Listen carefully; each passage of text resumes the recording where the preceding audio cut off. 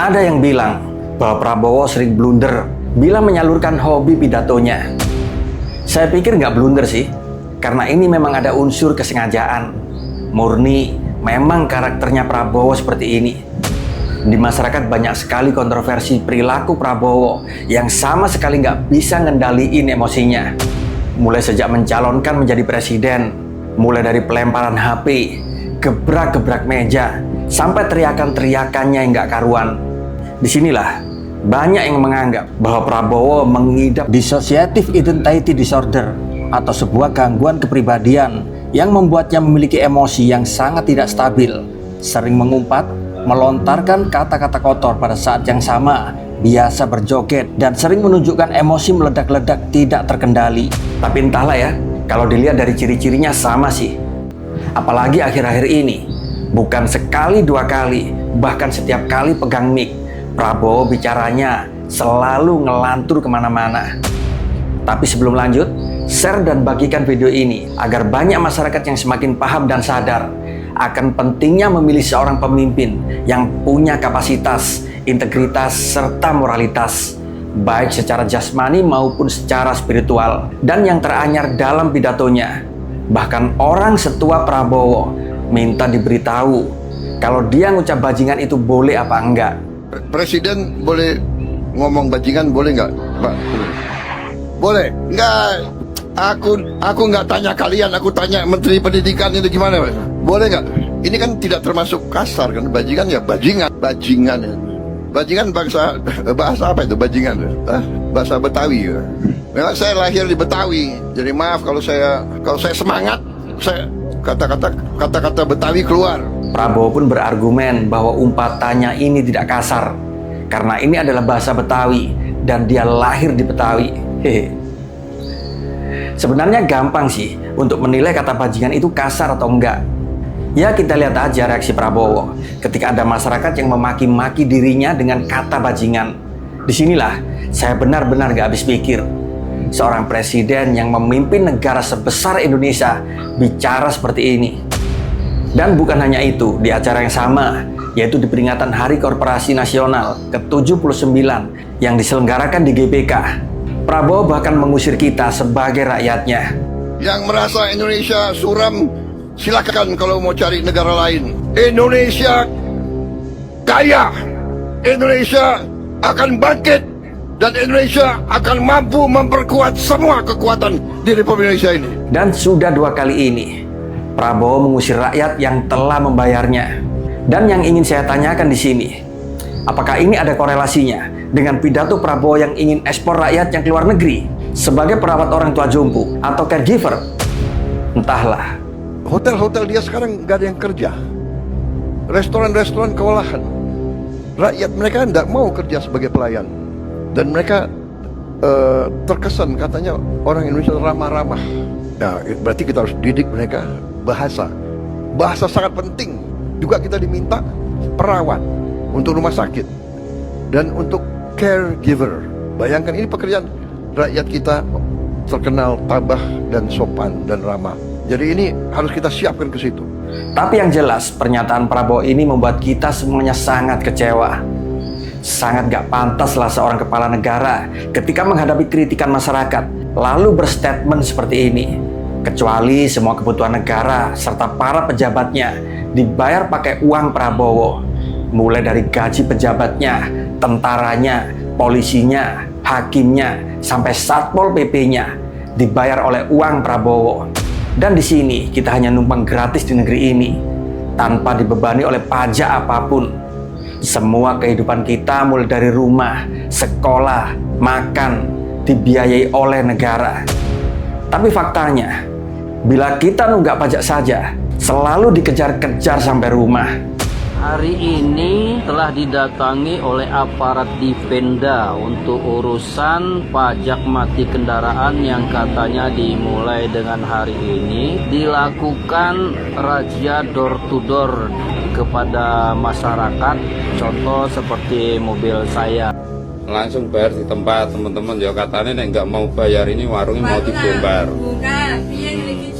Jadi ya ibu yang punya warung ya takut, ya mau nggak mau kemarin tuh cari uang, luru tangan yo ben nggak dikira hoak yo. Ini pajak kemarin untuk warung samping bengkel saya yo.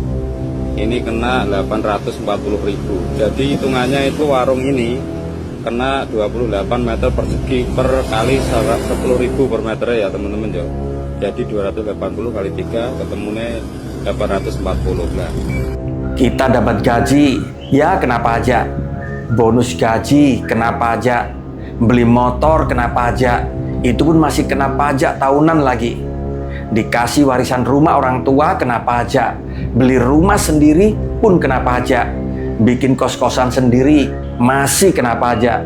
Jajan di warung, di minimarket, makan di restoran, semua dipajakin. Bahkan sampai sabun mandi yang kita buat mandi sehari-hari masih juga dipajakin. Tapi kita yang mengkritik ini malah diusir, disuruh pindah dari Indonesia. Matanya buram, Indonesia gelap. Indonesia terang. Ada yang mau kabur. Ada yang mau kabur, kabur aja. Kok kabur aja ke sana? Mungkin ada yang mau kabur ke Yaman. Silakan. Bukannya menerima kritik masyarakat dan memperbaiki kinerjanya. Kita yang lahir di sini, kita yang besar di sini, kita yang punya rumah di sini. Ketika kita mengkritik, kita malah diusir. Dan dengan entengnya dia bilang, minggat saja dari Indonesia. Nggak pantas kan? Apa dia nggak ngaca ya? Bahwa dia dibayar oleh rakyat sebesar 60 juta sebulan, belum tunjangan tetek bengeknya. Dan semuanya dibayar oleh rakyatnya. Tentu di sini rakyat yang mengkritik ada sebab musababnya. Rakyat berpikir bahwa kinerja Tuan Prabowo sangat begitu buruk.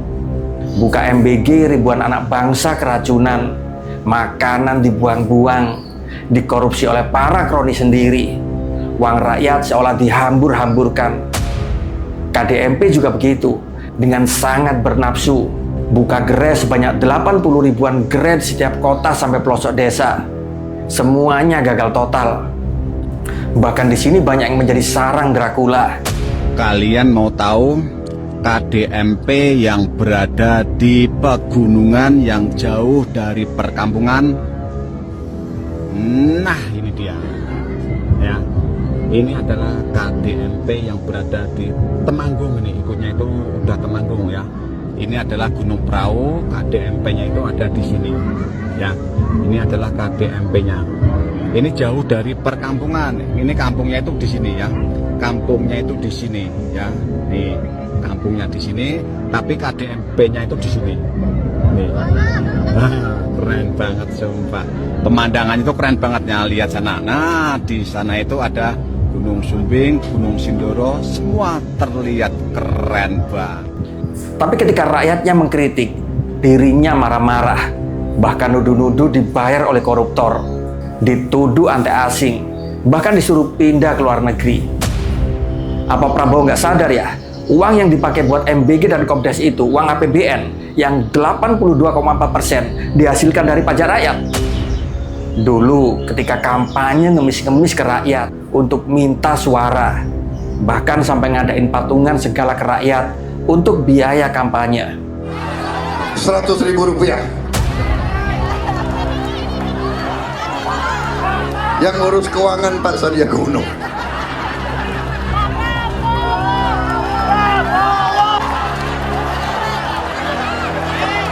Nanti ya. Nanti 17 April kita. Setelah jadi, mirip Tuan Takur.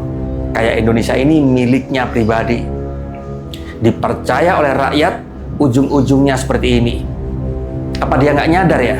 Bahwa dia itu dibayar sama rakyat, digaji sama rakyat. Inilah kenapa isu bahwa Prabowo ini mengidap penyakit mental semakin kesini semakin tampak nyata. Kelakuan serta tindakannya sangat mirip dengan bocah yang suka marah-marah sendiri. Bila ngomong selalu ngelantur kemana-mana. Kok bela-bela, antik-antik. Di sini pun semakin mengindikasi bahwa isu itu memang benar adanya. Bagaimana menurut kalian?